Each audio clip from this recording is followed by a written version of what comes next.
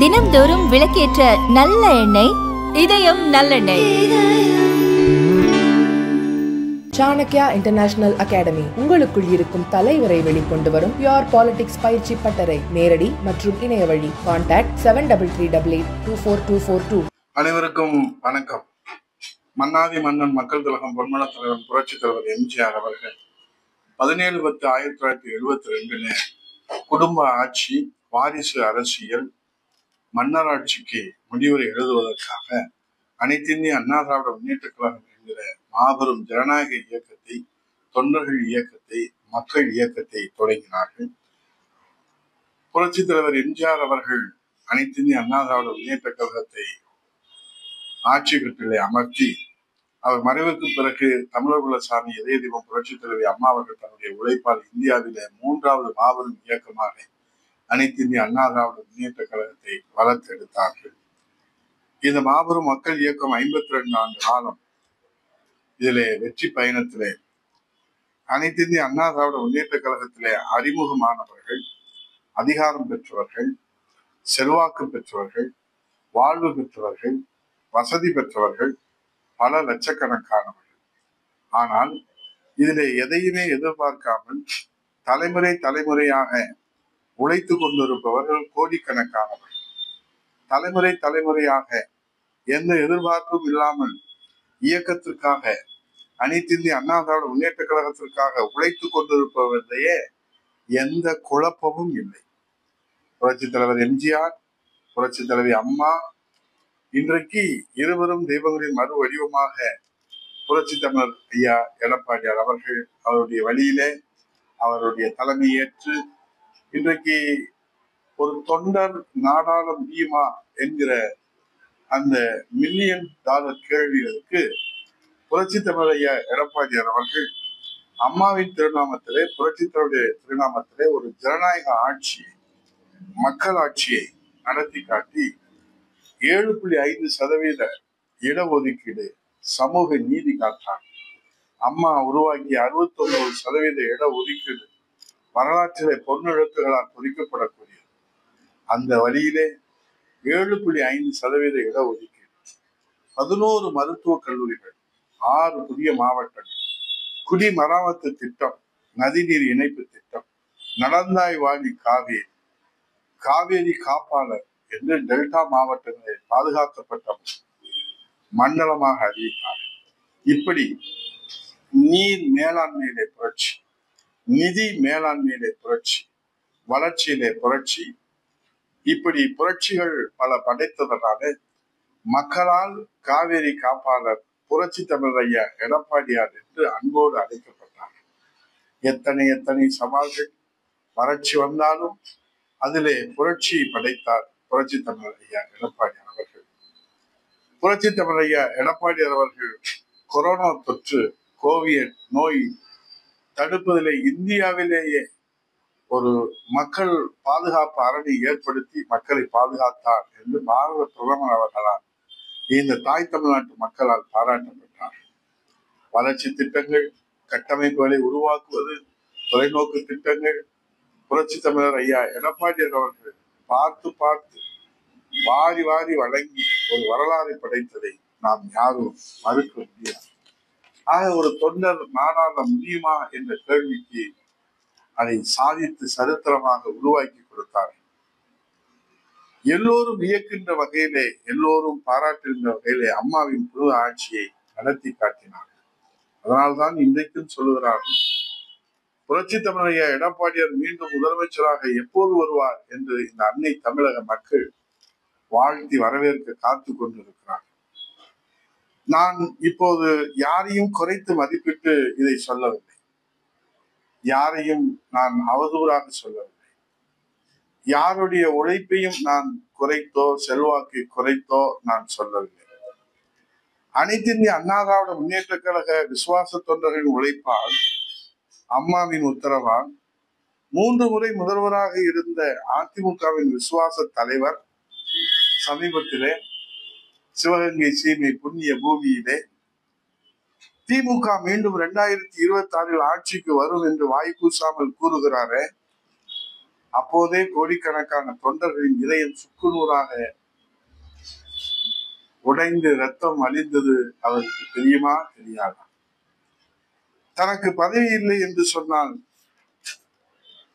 கோயிலாக வழங்குகிற தலைமை கழகத்தையே சுக்குநூறாக அடித்து உடைத்து சிதைப்பாக அப்போதே இதயம் சிதைந்து போனதே தொண்டர்களின் இதயம் அவருக்கு தெரியுமா தெரியாதா?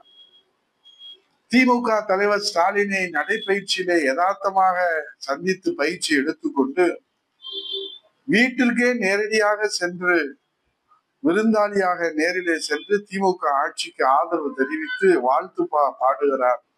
அதனால் அண்ணா திராவிட முன்னேற்ற கழக தொண்டர்களுடைய நம்பிக்கை சிதைந்து போனதே, இதயங்கள் உடைந்து போனதே. அண்ணா திராவிட முன்னேற்ற கழக தொண்டர்களுடைய வேதனையை புரிந்து கொண்டாரா புரிந்து கொள்ளவில்லையா அந்த விசுவாச தலைவர்? விளையாட்டு மைதானத்திலே ஸ்டாலின் மருமகனை விளையாட்டாக சந்தித்து ஆட்சிக்கு அச்சாரமாக முட்டு கொடுத்து நிற்கின்ற முதன்மை காவலராக விளங்குகிறாரே அந்த விசுவாச அம்மாவின் விசுவாச தலைவர்.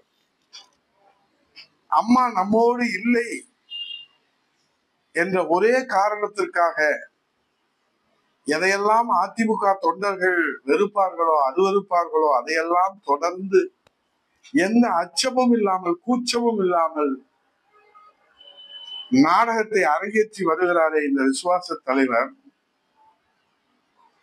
மக்களும் கேட்கிறார்கள், தொண்டர்களும் கேட்கிறார்கள், இந்த கலோபுரம் எதற்காக?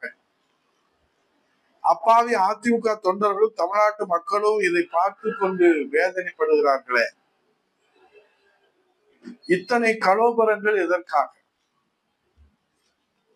ஒன்றும் இல்லை. இவர்களுக்கு தற்போது அதிகாரம் இல்லை, பதவி இல்லை, பட்டம் இல்லை. தங்களுக்கு கொடுத்த அம்மா கொடுத்த அடையாளத்தை தொடர்ந்து இவர்கள் இப்போது வீதியிலே நிற்கிறார்கள். தொண்டர்களால் புறக்கணிக்கப்பட்டு, மக்களால் புறக்கணிக்கப்பட்டு, இன்றைக்கு தங்களுக்கு முகவரி கொடுத்த இயக்கத்தை சிதைப்பதற்கு வியூகம் அமைத்துக் கொண்டு வீதியிலே அலைந்து கொண்டிருக்கிறார்கள். இப்போது கடைசியாக பசுமொன்னிலே புண்ணிய பூமியிலே அரசியல் நாடகத்தை, தேர்தல் வியூகத்தை புண்ணிய பூமியிலே வணங்க வந்த இடத்திலே அங்கே ஒரு கருப்பு வரலாறை அவர்கள் அங்கே சந்திப்பு நாடகத்தை, திட்டமிட்ட நாடகத்தை யதார்த்த நாடகமாக அரங்கேற்றி ஒரு நாள் பரபரப்பு செய்தியை உருவாக்கி இருக்கிறார். அதன் விளைவு இன்றைக்கு ஒழுங்கு நடவடிக்கைக்கு உள்ளாக்கப்பட்டிருக்கிறார். அந்த நாடகத்திற்கு திரைக்கதை வசனம் எழுதியவர். தமிழ்நாடு அரசியலிலே இது போன்ற பல நாடகங்களை இந்த தமிழ்நாடு கண்டிருக்கிறது. இந்த தமிழ்நாட்டு மக்களும் கடந்து வந்திருக்கிறார்கள். அரசியலிலே கோலோச்சி அவர்கள் தங்கள் பாதை மாறுகிற போது, தங்கள் பாதை விலகுகிற போது, லட்சிய பாதையில இருந்து, கொள்கை பிடிப்பிலிருந்து, விசுவாசத்திலிருந்து விலகுகிற போது செல்வாக்கு மிக்கவர்கள் அரசியலிலே கோலோச்சியவர்கள் எல்லாம் பூஜ்யங்களாகத்தான் தொண்டர்களால், அவர்கள் மக்களால் நிராகரிக்கப்படுகிறார்கள். ஆகவே திமுகவின் அஜெண்டாவிற்கு ஆதரவு தெரிவித்து எத்தனை பூஜ்யங்கள் ஒன்று சேர்ந்து நாடகங்களை அரங்கேற்றினாலும், ஆகவே அரசியலிலே பூஜ்யங்கள் எல்லாம் ஒன்று சேர்ந்து ராஜ்யங்கள் அமைத்ததாக வரலாறு கிடையாது. ஆகவே திமுகவின் அஜெண்டாவிற்கு, ஸ்டாலின் தேர்தல் வியூகத்தின் அஜெண்டாவிற்கு ஆதரவு தெரிவித்து திமுகவின் பி டீமாக செயல்படுவதற்கு உறுதியேற்றுவிட்டு இங்கே தொண்டர்கள் மத்தியிலே, மக்கள் மத்தியிலே பசுத்தோல் போர்த்திய புலியாக இன்றைக்கு அவர்கள் நாடகத்தை, எத்தனை துரோக நாடகத்தை அரசியல் களத்திலே அரங்கேற்றினாலும் சாமானிய தொண்டர்கள், எளிய தொண்டர்கள், உண்மை தொண்டர்கள், விசுவாச தொண்டர்கள், தலைமுறையாக உழைத்துக் கொண்டிருக்கிற தொண்டர்கள் அதை ஒரு நாளும் நம்ப மாட்டார்கள். எத்தனை விளக்கங்களை கொடுத்து நீலி கண்ணீர் வடித்தாலும் உண்மை சுடத்தான் செய்யும். ஆகவே ஒரு சாமானியர், ஒரு எளியவர் ஒரு தொண்டர் நாடாள முடியுமா, கழகத்தை கட்டி காக்க முடியுமா என்று கேட்ட கட்டுக்கடங்காத கேள்விகளுக்கு அமைதியாக, ஆரவாரம் இல்லாமல், ஆர்ப்பாட்டம் இல்லாமல், கருணை உள்ளத்தோடு புரட்சி தமிழ் ஐயா எடப்பாடியார் அவர்கள் அனைத்து இந்திய அண்ணா திராவிட முன்னேற்ற கழகத்தின் மக்களாட்சி மீண்டும் மலர்வதை, புரட்சி தமிழர் ஐயா எடப்பாடியுடைய தலைமையிலே மக்களாட்சி மீண்டும் மலர்வதை, புரட்சி தமிழர் ஐயா எடப்பாடியுடைய தலைமையிலே அம்மாவின் ஆட்சி மலர்வதை, புரட்சி தமிழர் ஐயா எடப்பாடியுடைய தலைமையிலே எம்ஜிஆர் ஆட்சி மலர்வதை, இரட்டையிலே ஆட்சி மலர்வதை, எத்தனை பூஜ்ஜியங்கள் ஒன்று சேர்ந்தாலும் அம்மாவின் ராஜ்யம் அமைப்பதை தடை போட முடியாது.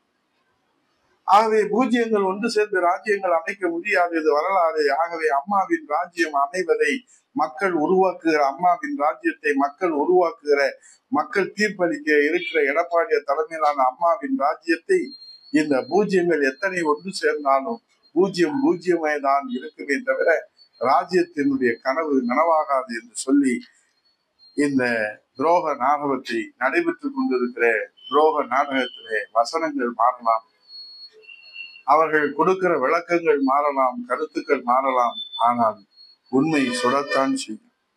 ஆகவே இன்றைக்கு விளக்கம் தர இருக்கிற தமிழ்நாடு சட்டமன்றத்தில் நடைபெறுகிற திமுக ஆட்சி கண்ணியமிக்க ஆட்சியாக நடைபெறுகிறது என்று பாராட்டு சான்றிதழ் தந்துவிட்டு அம்மாவின் ஆட்சி அமைக்க ஒன்று கூடுங்கள் என்று அறிவுகள் விடுக்கிற